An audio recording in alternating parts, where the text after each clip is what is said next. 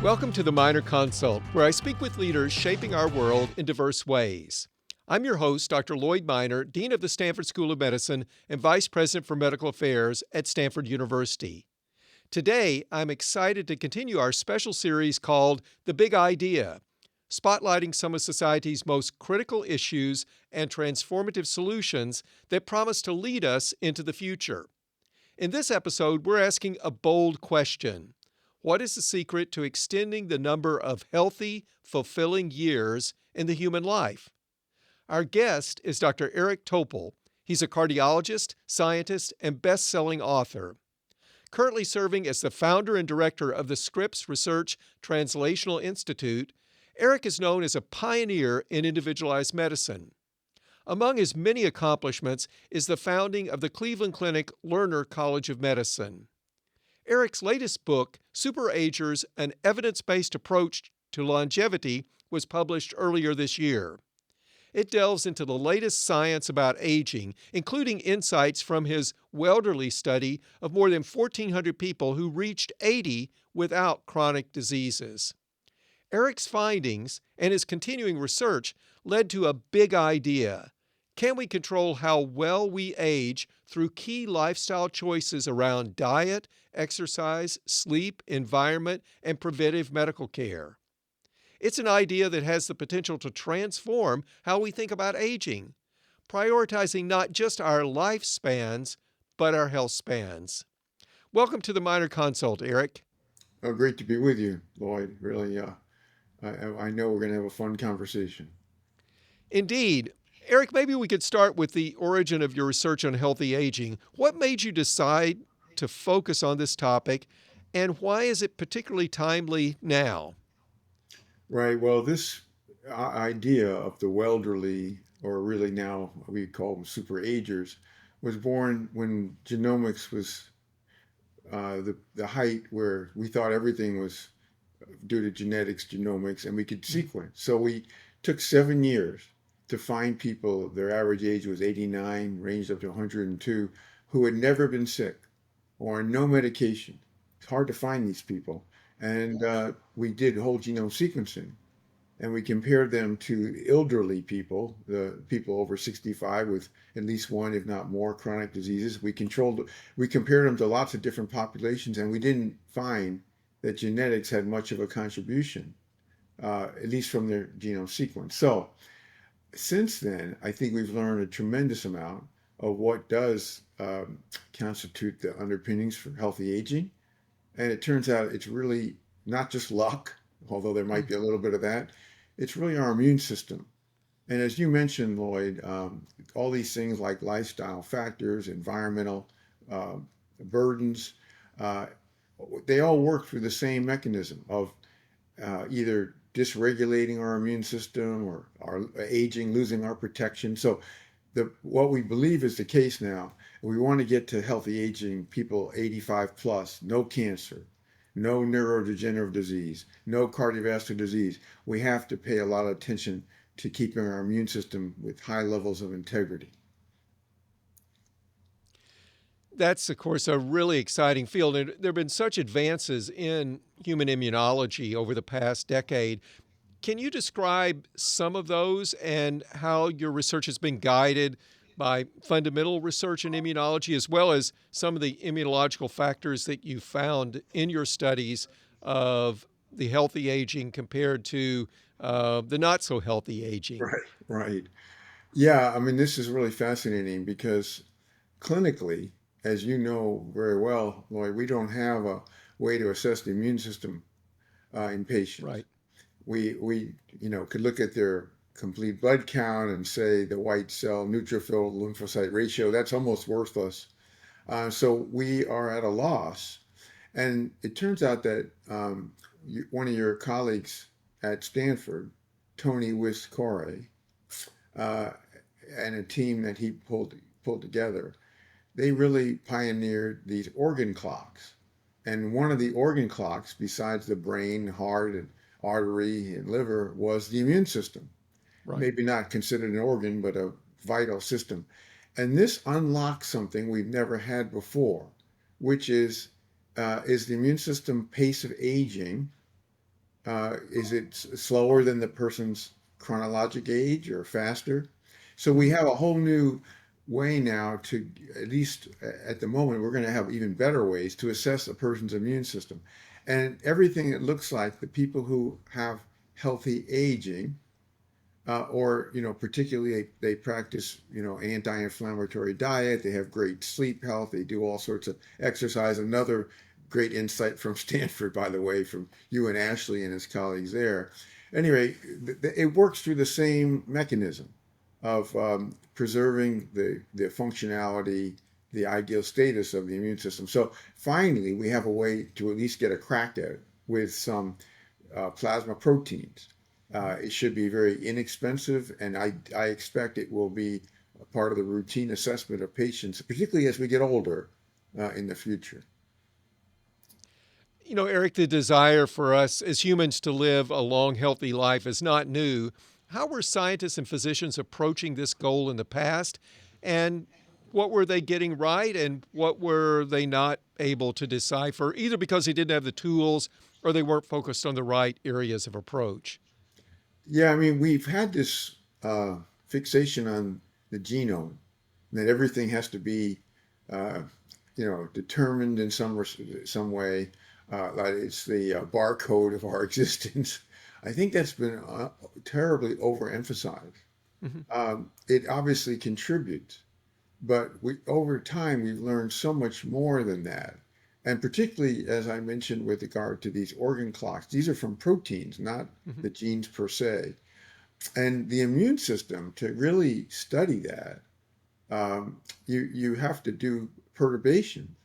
You can't just look at whether it's just the proteins or genes. You have to really test a person's how their white cells, lymphocytes respond, how their antibody production responds to stimuli. And so, again, another really great paper from another Stanford. You'd think all the work's coming from Stanford, but a lot of it is. That's great. Scott Boyd and his colleagues Yep. there published in Science last year. They did T cell and B cell sequencing, which is another way to get a real informative uh, data about a person's immune system status.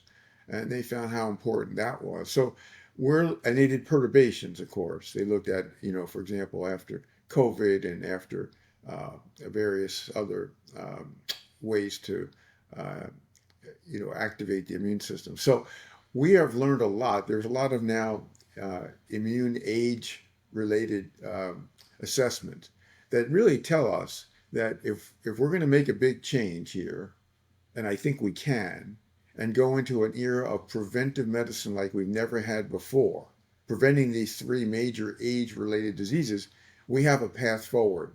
And I think it's remarkably exciting. Can we talk some about the Welderly study? I think you started enrolling patients, people, volunteers in this study in around 2016. You mentioned earlier that it was hard to find people. Your inclusion criteria included they had to have no chronic diseases on no medications. Um, so it was a Herculean effort to recruit the people. But can you walk us through the types of analyses? You mentioned whole genome sequencing, but recently, and you talk about this in Super Agers, what types of studies have you focused on, and what characteristics have you seen in this cohort of now about 1,400 people who are Super Agers and who are doing really really well in some high chronological years? Yeah, so I started the Super Agers book presenting a couple of patients of mine, one of whom is 98 and is remarkably intact. But what's interesting about her and so many of the family or the lineage of people in the Welderly. So she's 98, but her parents and her two brothers died in their 60s Wow. or younger. The point being is that we should have known, looking at these families, that the pattern doesn't fit genetics, Right, right. that their health span and lifespan is distinct. And what we did see, the pattern is like with her. she takes remarkably good care of herself, very physically active, and the types of food that she eats, the fact that she has good sleep, that she has a great social network of her friends that I reviewed. Um, so it turns out the question, of course, is that because she's aged well that she can do all these things, or were her healthy lifestyle behaviors is what led to her super ager status? And I think the more and more we've learned about this, it's that the determinants of the immune system are coming from lifestyle factors. And of course, it's Sure. not just the big three that we used to always consider. We've learned a lot more about those big three, but it's all these other things like having social engagement, like avoiding as much as possible environmental toxins, specific issues about the food and diet, being out in nature, having hobbies and purpose, and all these other things. So that and a very sunny disposition. If there's one thing we learned from these 1,400 people in the elderly, they're very upbeat. And again, you Yes. could say, "Oh well, Lloyd, oh they're just upbeat because they're 90 years old and they're Sure. healthy." No, I think again they were like that all their life. Sure. So trying trying to maintain that kind of optimistic um, persona is all another quality about these people. Eric, your book also has a lot of advice for people. It in a sense, can be used as a guide for people who want to have healthy aging, for people who aspire to be super agers. Can you walk us through some of the points based upon where a person is at the time they're reading and seeking advice from your book or other sources? Some of the ways they can alter their lives, and how do those change during lifespan or health span? So, is your advice, for example, to someone in their 20s different than the approaches and what someone in their 50s and 60s should be doing?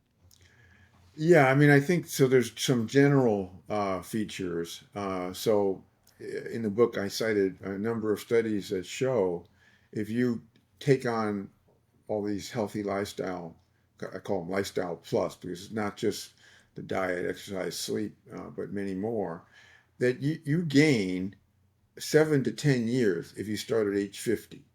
Hmm. So Hmm. that's a lot of healthy years, healthy aging. Sure. If you start earlier, you'll gain even more. You can infer that. And of course, it's never too late. You gain something by adopting these things. So I think, what the research shows now, and it's quite a body of evidence, is that we have a great way to affect our aging process, to promote its healthy health span, to prevent these major age-related diseases. So it comes down to, people have been working, particularly in biotech, to reverse aging. Hmm. Many companies are Yes. working on that. But there's another path here, and they say we'll accept that we're going to age. It's not a disease, but we can modulate the age-related risk of inflammaging, the inflammation that increases as we get older, in some people much more marked than others, and immunosenescence, the attrition of our immune system's functionality as we get older. So if we work on those, one of the great ways to do that is, for example, a diet that's considered anti-inflammatory, Mediterranean, largely plant-based, avoidance of red meat and other things that are known to, not total avoidance necessarily, but decrease consumption. Sleep health, which is getting as much deep sleep, sleep regularity. These things are not only important for the brain, but they help to reduce cancer and cardiovascular disease, surprisingly. So, getting sleep regularity is a really important goal, and we don't normally pay attention to the fact that we should be on a schedule Yeah. for and trying to promote the deep sleep, which is when our lymphatics clear all these waste products from our brain each night. Otherwise, we wind up with an inflamed brain to some extent. And then, of course, the exercise. This, I think, has been a Sure. big jump. We used to, and I, as a cardiologist, I was obsessed about aerobic exercise with my patients and my own life, but now we know that resistance training, balance training, they're equally important and they need to be incorporated. So those things are for everybody. But as you know, it's hard to get everybody to do these things. Sure. In fact, 75% of Americans are not even meeting the basal physical activity Right. recommendations, Right. not even Right. close. So that's why I think we have to be very individualized when we assess a person's risk and find out which of these three major diseases, and for example, if it's cancer, which cancer, Mhm. to define it, which we can do now, and we never were able to do that previously. That's what's so distinct about where we are right now. If we zoom up a level from the health and well-being of individuals to the health and well-being of populations, and you've addressed this in some of your remarks thus far, but how should we be thinking about systemic changes in public health, things we could do in support of the health of populations? What are the things that are top of mind for you in that regard? And what are some of the challenges that we face in making those changes? Yeah, so today, what do we do to prevent diseases? Very little. Right. We do try to prevent like infections, older people should get a pneumococcal vaccine or shingles vaccine. They may get a lipid panel, but it's very minimal. We don't prevent diseases, and we certainly don't prevent cancer or neurodegenerative disease. To a small extent, we do that with cardiovascular by getting on top of risks like lipids. But we really still there's millions of heart attacks around the world every year, and need for stents and bypass surgery and whatnot. So the point is, right now we can change that completely, radically change that. And what I would say is that each person should have polygenic risk scores. They're very useful, not as a single layer, because it could be a mistake, but if it lines up with the organ clocks, that's really important. We could have total body clocks, methylation, for example. But we have to find a person's risk, where pinpoint their risk, particularly as they get to age 50 and beyond when these things crop up. It could even start, earlier, I hope. But this is all part of a multimodal AI, layering all this data with their electronic records, their images, their labs, which oftentimes as physicians, we like the patients, we look through the labs and we don't see an asterisk and say, oh, everything looks good. Well, turns out AI will pick up trends in the labs within the normal range, and that's important. For example, we've already seen how that can pick up cancer very early risk. Um, but anyway, everyone should have this risk assessment as part of their layers of data as we get older. And with that, a check on their immune system. As we get past age 50, maybe even earlier again, each year we would get an immune clock, system clock, or other means of assessing our immune system. That's how we start preventing diseases, because then we can say, Mrs. Jones, we're seeing your immune system is compromised in terms of what we would expect. It's not ideal. And we also see you're at risk for this cancer. And it's very hard for you to get metastatic cancer if your immune system is intact. So we're going to do a multi-cancer early detection test, or we're going to go after that and put you under surveillance. Or if you're at risk for Alzheimer's, we're going to do a p-tau 217 and these neuromarkers. So each of these diseases has a path forward that we can use to prevent them. And we're actually, Lloyd, going to start a Alzheimer's prevention trial based on a lot of the things that I wrote about in the book. And Sure. I actually think ultimately we will be able to prevent Alzheimer's in people at high risk. That's fantastic. Eric, this is not your first book, and you've been a prolific writer and thought leader across broad areas of medicine. Certainly, your home field of cardiology, but also in terms of the use of electronic health records, wearables, and as you mentioned, AI. I was wondering, maybe if you looked forward 5 to 10 years, and you've addressed this a little bit in your answer to the last question that we just talked about. But how do you see everything fitting together? In other words, wearables where we increasingly have the opportunity to get information not just about our heart rhythm, but about our blood pressure. Probably not too far down the road, maybe we'll be able to non-invasively monitor other biomarkers like our glucose.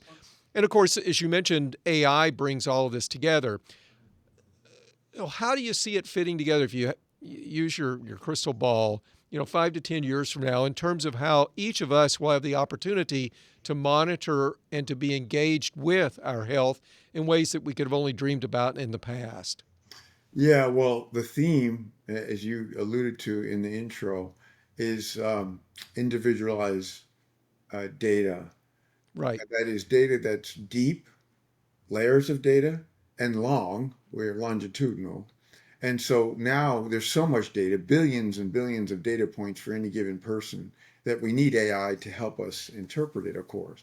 But here's what I think is so remarkable. If you project this, we have an AI that helps discern a person's risk.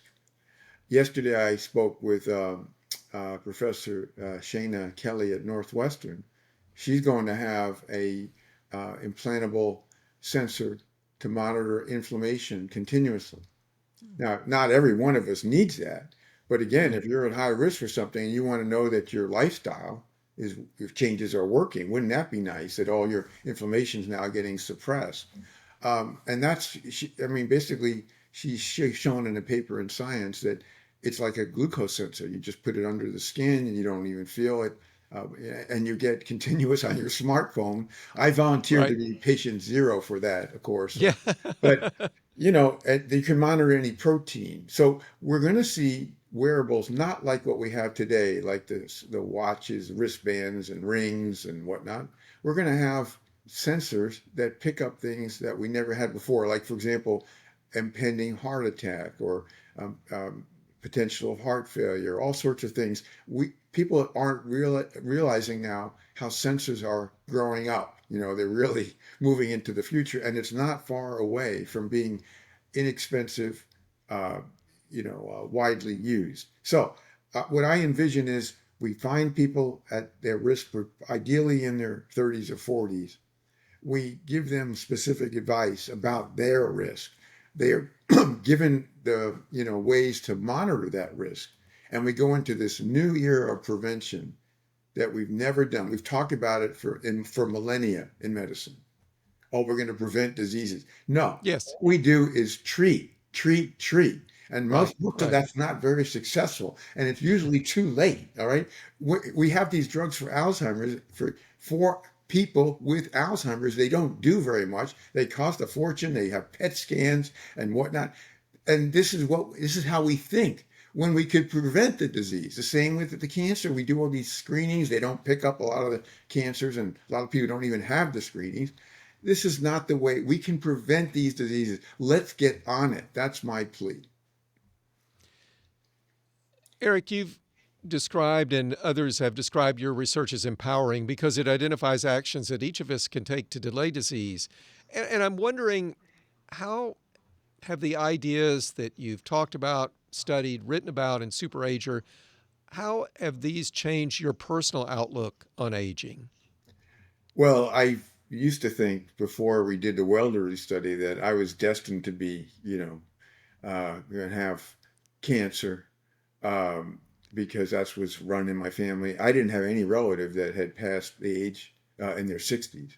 So I figured, well, I'm not going to be around too long.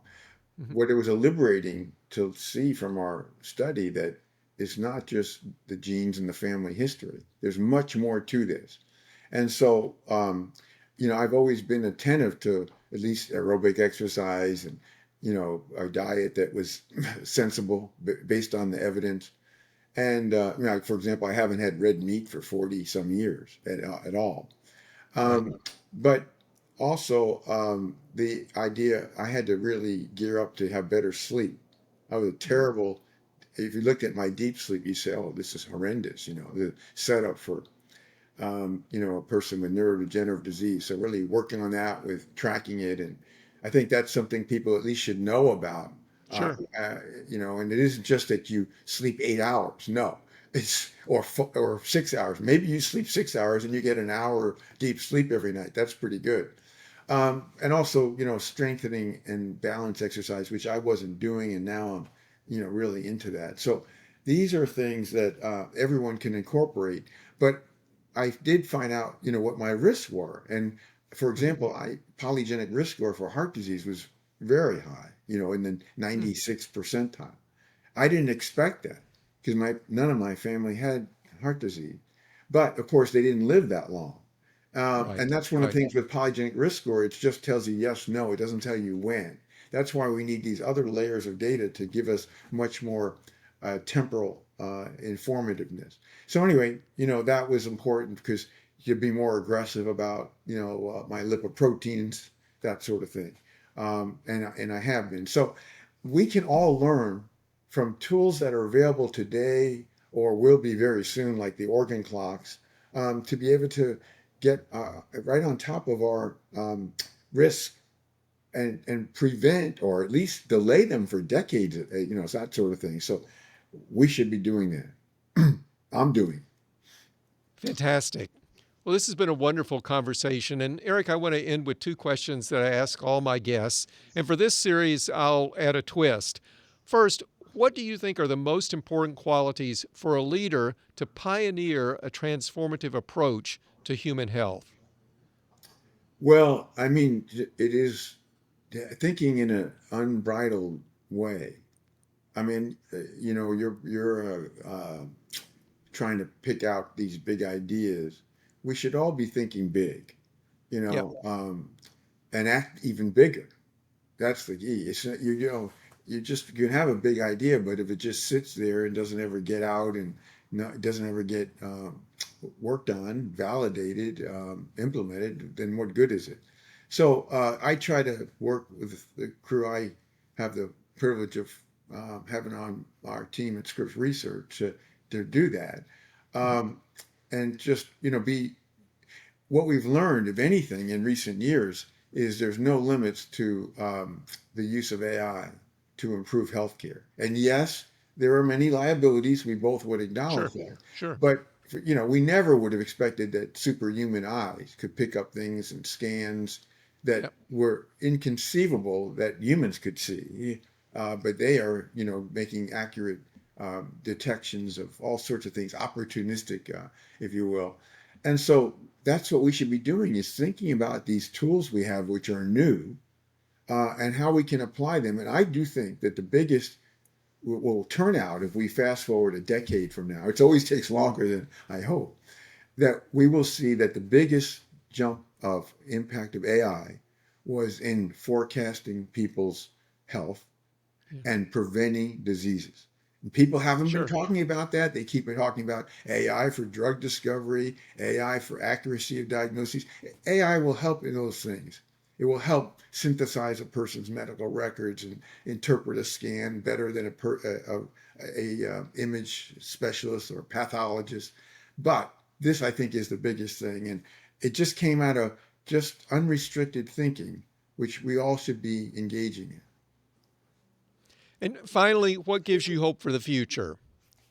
Well, I mean, I'm a little, of course, challenged, like all of us, about what's happening with the support of research or what could happen, and the things that are taking on what I think is really good science, important science in life science and medicine right now. However, every day I see advances. I Yes. try to put them out there, whether it's on X or Blue Sky or Substack. The science will not get suppressed.